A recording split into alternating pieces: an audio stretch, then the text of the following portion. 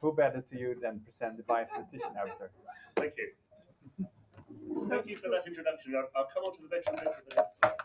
Wait, I'll just. So I was asked to give a talk as an avatar bioinformatician. It turns out that I actually had an avatar for a bioinformatician because I was on a social networking site called Friends Reunited. This is, so you younger folk are on Facebook with all the people you're at school with. Friends Reunited is for those of us who didn't have computers at school to link to the people that we would have been on Facebook with years ago. And so on Friends Reunited, I had to have an avatar which showed what a bioinformatician was and what my life is like now. And so I had to make a new one up. Guess which website I went to do it.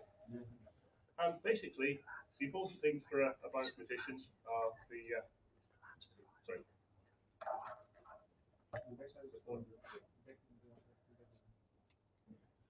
the computer and the community social side of things. It's very important to remember that bioinformatics is a community. And the one change I've made, as Kay said, veteran bioinformatician, the hair wasn't that colour on the previous avatar. Okay, so the social side of bioinformatics is very important. And a lot of things actually happen on the social side. So in phylogenetics, you may be familiar with phylogenetic tree, which is usually in Newark or New Hampshire format. This is the Newark restaurant in New Hampshire, where they sat and defined the format. In Cambridge, more close to home, this is the Arena Taverna in Freeschool Lane. That is the taverna where taverna was first defined. So Tom Owen from EBI met with the other folk from my grid and decided how to write taverna. Just on this side is the Cavendish Laboratory, where Watson and Crick discovered the structure of DNA.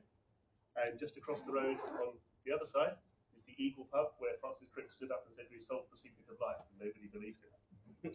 So social side of bioinformatics is really centered around this part of Cambridge and elsewhere. The other thing I had to put on as my avatar on Friends Reunited was the things that I liked and disliked as a sign of personality and sort of things I liked. So these are two words which had to be created. Life wouldn't be the same without them. So misprint is, of course, a way to describe a misprint. This word is key to the history of bioinformatics. When the word bioinformatics was first used, it was used by a group in Dublin to create the Irish National Centre for Bioinformatics. And they were told, you cannot create an Irish National Centre for Bioinformatics. There is no such word as bioinformatics. And if there was such a word as bioinformatics, you still can't use it because there's no Irish Gaelic word for it. And so for bioinformatics to exist, the Irish had to invent this word in Gaelic that can then go to the Gaelic name of the institute and can then go into having something called bioinformatics, which they think for the first time. So they beat NCBI, which is biotechnology. They beat EBI, which hasn't been created yet. Can you read it? Can I read it? Do we have Diana O'Malley online? Diana O'Malley told me how to pronounce it, but I can't remember. But every time you see an H in Gaelic, it totally changes the pronunciation, and I wouldn't dare to try because I'm English. But actually, this word is Irish as well. I got this from Spike Milligan. These two words are terrible words and should never be used in the English language. It's to do with their origins. If you look up the origin of bus and you look up the origin of wiki, you'll probably see what I mean. And particularly, I don't like them because a wiki is a bus. Okay, so. Not working? Okay, on now. Next slide, please. Okay, so in bioinformatics, we have a service philosophy. So if it's computing for biology, computing for biomedicine, it depends how much you narrow your model organisms down. We have multiple sets of tools, very large numbers of them, as Case said. We very much focused on open source. We found that open source works for sharing tools. We build very large user communities, and we build often quite large developer communities in creating these. And we compete with each other, as Case said, to try to build more and better tools, or just our own versions. And we often provide community support, so you find various community groups grow up in bioinformatics to support things. We're very keen also on supporting multiple data resources out there. There are many public data resources that these things are based around. And our view of translational research is very simple. Translational research is just applied bioinformatics. And I'm aware of the reductionist philosophy, and we're only covering part of the story. It's like biochemistry and physiology, but that's our view, okay? So some of the things we like doing in bioinformatics, data integration. We love taking data from multiple sources, finding all the sensible bits, putting it together and explaining this to the clinicians, the biologists. This is what we see as the key to life. And so whether we get data from clinical studies, from public omics data, anything from next-gen sequencing, which is just a cheap way of getting gene expression data or variation data these days, except you get a terabyte of data on a hard drive in the corner to go with it. Individual patient information, lots of gene identifiers, which are great for linking things across modern organisms and everywhere else. They're just a path to getting to everywhere. And comparing patients, comparing studies, all of this is good stuff. We'd love to see that in something like tranSMART. We love to plug in analysis, not just R, but all the other bioinformatics tools. You should be able to plug those in somehow into tranSMART. So Bioconductor was mentioned as extensions to R. All the other standard bioinformatics tools, where you'd like to just get your data out in some standard format, plug it into the tools, get the results out. They're still mapped to the same coordinates if you're mapping to the gene information, etc. That requires data export, so you need to have good data export from the system to fire up these tools, and then get the data back into your knowledge management system, whatever that may be. And it needs to be driven through APIs. You need to have a clean way to export data the standard ways you can fire up multiple tools in the same way. You can't do it by wiring in each tool with a separate special script that nobody can understand. Okay, so everything needs to be driven through APIs. There needs to be various ways to get data in and out, to talk to the system, and to get things back. And those APIs need to be very well defined. So this has come up in some of the other talks as well. They need to be standardized and structured so that you can test whether they work. You know exactly what you're doing when you talk to them. You know what you're going to get out. And as we build 1.1 tranSMART, as we build 1.2, 1.3, 2.0, we can use tests of these APIs to make sure things are still working the same way. We can change the data model underneath. We can change whatever we like. But you can check that things are still working. Anybody working with the data on top, whatever you might do as further developments, should still work. In particular, it would be nice if you could have command line utilities running on this. If you're running pipelines and workflows, you want to just have a command, you run, you give it some parameters, it extracts the data for this cohort, it extracts data in this format, this analysis tool, whatever it is. You can also use this for QA. So you run a pipeline, does some queries, get some results, checks you've got the right things out of the data each time.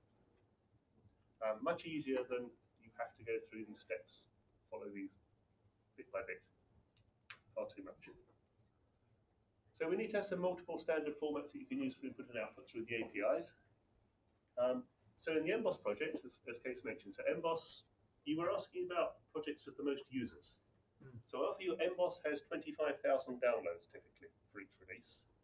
I think the NCBI Toolkit and Blast must have many more than that. So there's some good benchmarks. But MBOSS isn't so actively developed at the moment. Galaxy is firing away much faster, and they're a very interesting project. And we were pretty much developed on the Houston campus. We couldn't get the outside world to add code. They used to send us bits occasionally. We're still working on ways to get the community involved. One of the things we did though was we have command line definitions. So every MBOSS application knows what its command line is. There's a very clearly defined interface with the users. All of the data that comes in and out, all of the functions of the applications, all of the other parameters are all stored in an ontology called EDAB, which came out of the Embrace EU project. And it's now being used to annotate entries in the Elixir registry. So if you look in the Elixir registry, you'll find that half of the applications in there, half of the tools are MBOSS tools. That's because we'd annotated them in EDAM, and I can dump out an XML file and give it to them that defines everything automatically. So we've taken over Elixir, and Elixir is the Bioinformatics S3 project within Biomed Bridges. So it makes it very easy to generate GUIs, wrappers, and interfaces and everything on top. And we make it work with as many data resources as we can, and we added a suite of 2,000 or more QA tests to make sure that everything continues to work the same way. One of the things I don't like in tranSMART is the ETL procedures. They're spooky. I tried putting QA procedures in for ETL. The scripts always exit with success. You don't get a script that fails. It succeeds, but it hasn't done anything. Error messages don't go to standard error. You have to look in standard output or a log file and see if it says error somewhere in there. When you get an error, you say it failed at some stage, but it doesn't say why. You have to go through and rummage around, and maybe there's somewhere in the database, there's a little table in the database that's got some note of an error message, but it didn't get written to the users. So I'm trying to write QA tests, and they're going to have to rummage around in the Postgres database to find out what the message was. We want to write definitions of how to do ETL, procedures for how to do it, what to do if things go wrong. They don't want to say, look in the database and see if there's a message with the right job number. They should say, somewhere in your log file, there's a message that says, it failed doing this bit with the schema, whatever it may be.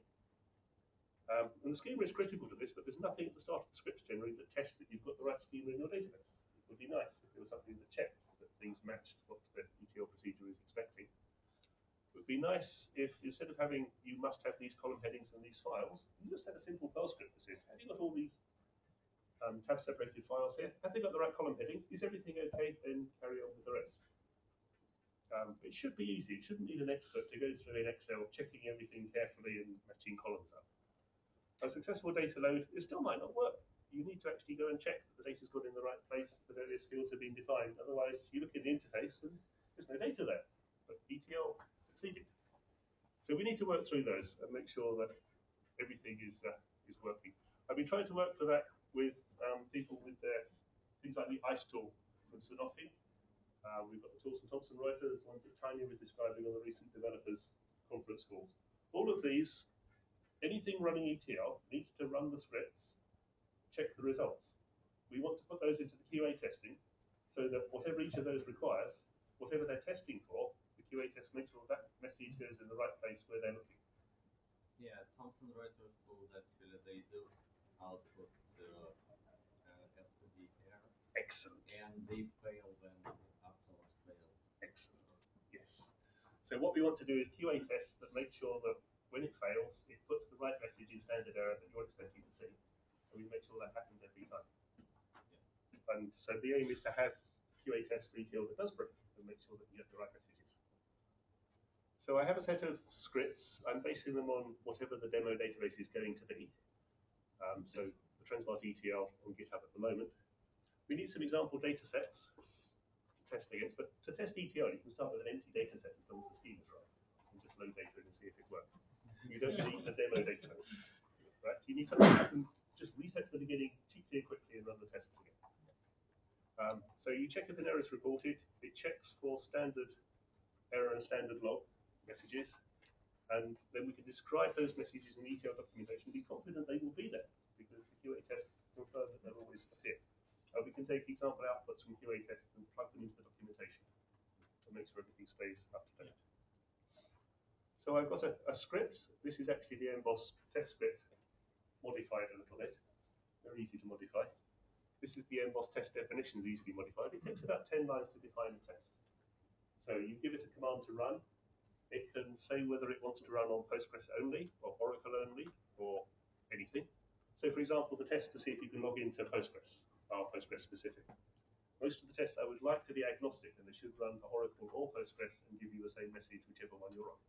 And so the target for those of you getting Oracle to work would be all the QA tests that work on Postgres should work on Oracle as well. And that would define 1.1 and would say that 1.1 for Oracle is working as well. And you may find some extra things you want to test that you can then test on Postgres.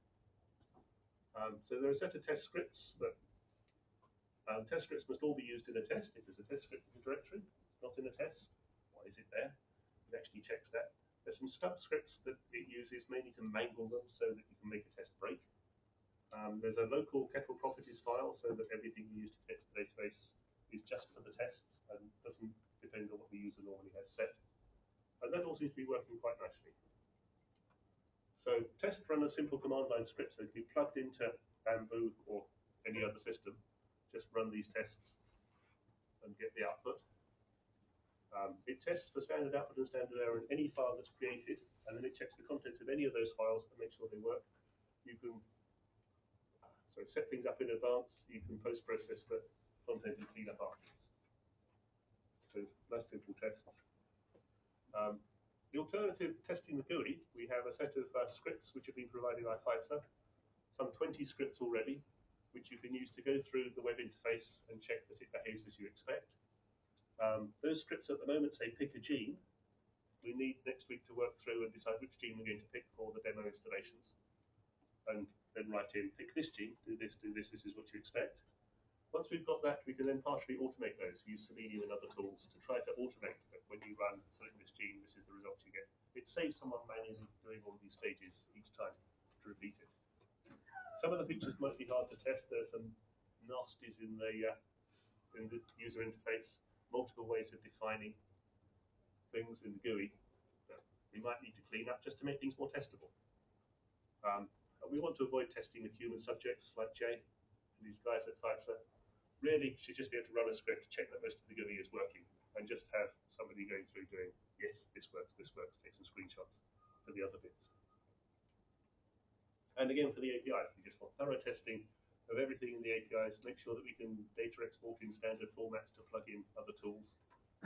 Make sure that where we've got standard data sources, public omics data and so on, there's a quick and easy way to load it and make sure that that is working smoothly. If you've got something that's, it's a project with the same data coming in time after time after time, they should have a nice simple ETL procedure that just loads it. They shouldn't be scratching their head saying it's not quite working, does anybody know why? Make sure that we've got a standard interface then for all of the internals and for any of the third-party tools that we add on. And then you have a nice, clean, stable system. And as you then add on and make changes, you can make sure you either maintain the original system or where you break it to make things different, you document the changes and explain why it's better the way you've changed it.